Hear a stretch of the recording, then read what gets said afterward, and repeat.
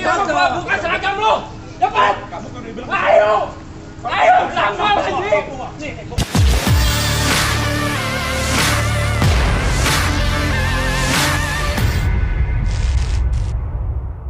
Viral video sejumlah masyarakat diduga berselisih dengan seorang aparat kepolisian.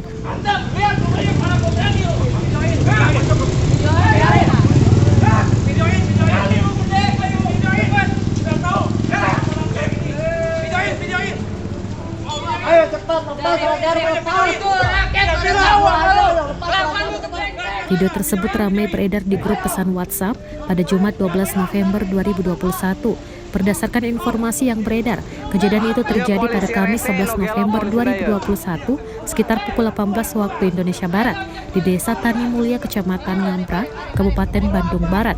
Dalam rekaman tersebut diduga menjadi puncak kekesalan warga lantaran sikap polisi berpangkat kompol tersebut.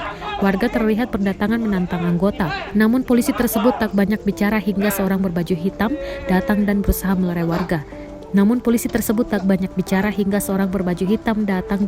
melerai warga. Si polisi diduga tidak bermasyarakat dan cenderung selalu memprovokasi warga setempat. Hingga saat ini, Tribun Timur masih berusaha mengonfirmasi kejadian tersebut.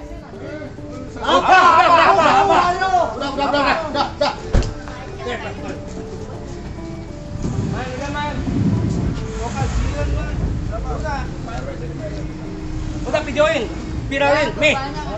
Viralin.